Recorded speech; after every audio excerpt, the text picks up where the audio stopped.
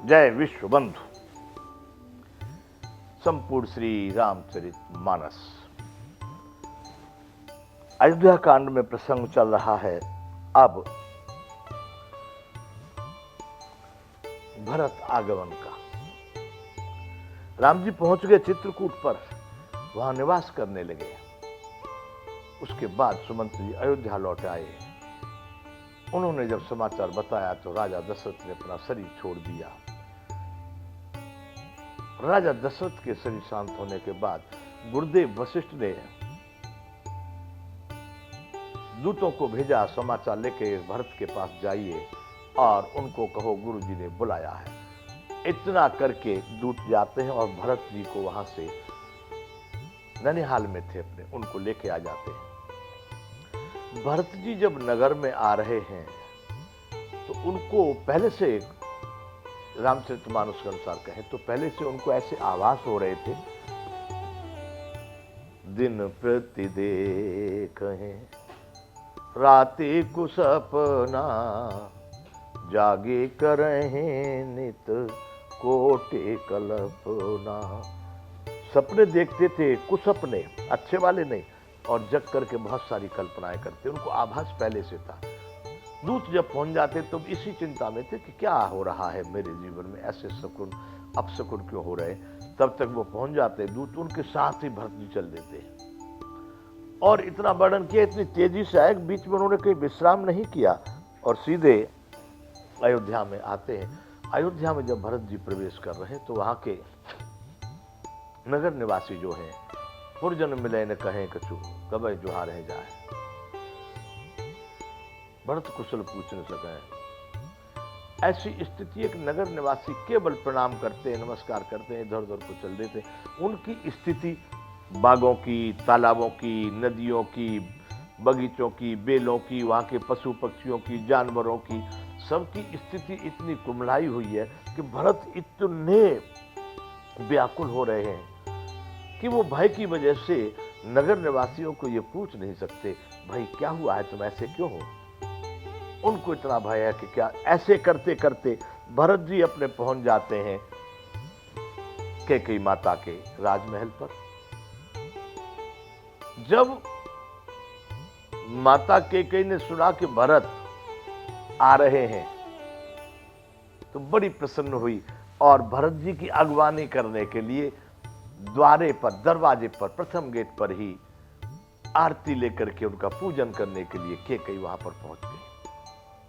जब कैकेयी पहुंच गई तो वो तो प्रसन्न थी, आरती दीपक लेके गई है। तो भरत जी को बहुत बड़ा संदेह हुआ कि सारे नगर निवासी, सारे पुरजन परिजन, सेवक सेवकनी सब बड़े दुखी और व्याकुल हैं।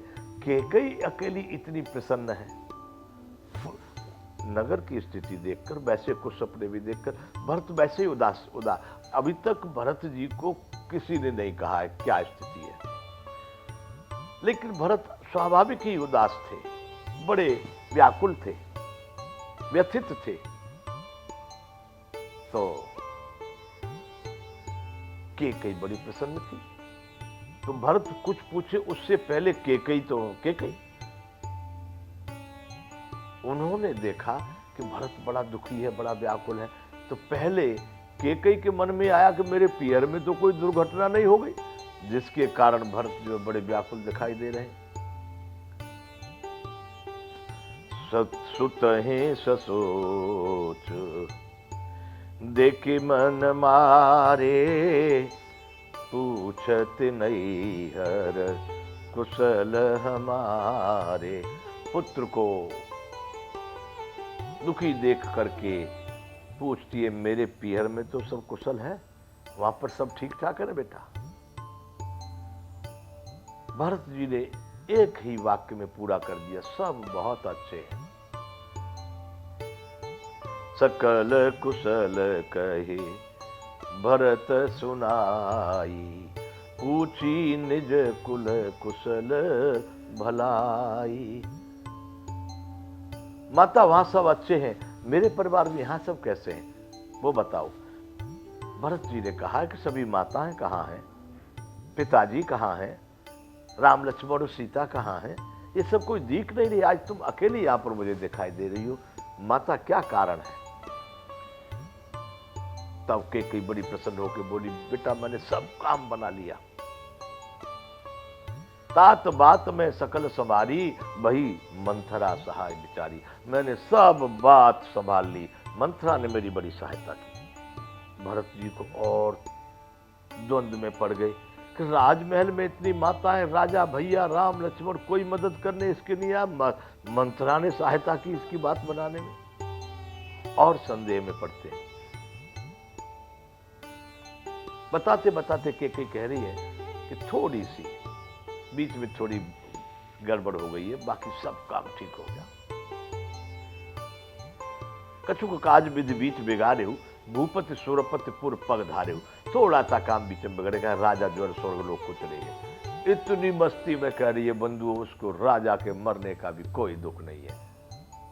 भरत जी ने देखा ये चरित्र तो बड़ा विचित्र है, ये विधवा होने के बाद में भी इसको कोई भी दुख नहीं हो रहा।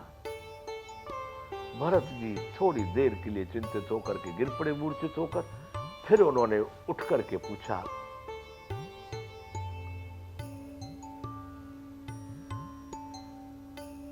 बहुर धीर धर उठे संभारी, कहो पितु मरण हे तु महतारी।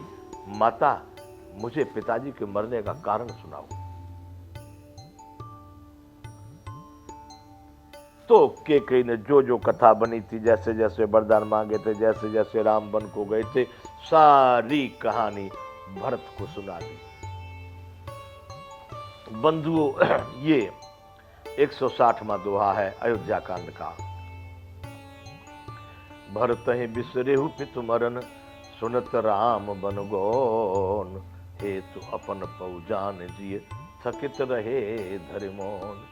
भरत जी को राजा के मरने का कष्ट भूल गए जब उन्होंने सुना कि राम जी वन को चले गए। सुनत राम बन गो, और उसमें हेतु अपन पौ जान जिय, उनको लगा कि इसमें बन के जाने में मैं ही इसका अनर्थ का कारण हूं। ऐसा सोचकर थकित रहे धरे मौन, वो कुछ भी बोल नहीं पाए, उनकी बोली बंद हो गई। एकदम इतना भयानक वज्र टूट गया कि उनकी समझ में कुछ नहीं आई। थोड़ी देर के लिए वो किम कर्तव्य विमूढ़, मतलब सारे मस्तिष्क की जो काम करने वाली तंत्रिकाएं बंद हो गई। ऐसी स्थिति भरत की हो गई। बंधुओं, यहां तक हम कथा कल कर चुके हैं। अब यहां से आगे आज प्रारंभ होती है कथा। विकल बिलो के सुतहि समझावते, मनहु जरे पर लौनो लगावते। बड़ी व्याकुल पुत्र को देख करके कैकेयी समझाने लगी है, जैसे कोई जले हुए पर नमक छिड़कता हो। जले हुए पर नमक बहुत जोर से जलता है, बहुत लगता है। भरत जी को तो भारी दुख था, लेकिन माता है वो, अब समझाने का प्रयास कर रही है, लेकिन भरत जी के लिए वो जले पर नमक डालने का काम कर रही है। तात राऊ नहीं सोचे जोगु, बिढ़ई सुकृत जसु कीने भोगु। हे भरत, राजा सोचने के योग्य नहीं है। उन्होंने तो पूरे जीवन भर पुण्य और यश कमाकर उसका पर्याप्त भोग किया है। कोई भी कार्य ऐसा नहीं रह गया जो आपके पिताजी ने नहीं किया। बड़ी कीर्ति पाई, बड़े बड़े बड़े उन्होंने यज्ञ किए, सारे कार्य बहुत किए और सब प्रकार के भोग उन्होंने भोगे। उनके लिए किस बात का सोचना। बड़े आनंद के साथ कैकेयी भरत को समझा रही है। जीवत सकल जन्म फल पाए, अंत अमर पते सदन सिधाए। जीते जी उन्होंने सारे जितने भी फल होते हैं जन्म के, अर्थ धर्म काम मोक्ष इत्यादि सब प्राप्त किया है, और अंत में वो अमरपति यानी इंद्र के यहाँ देवताओं के लोक में इंद्र लोक को चले गए हैं।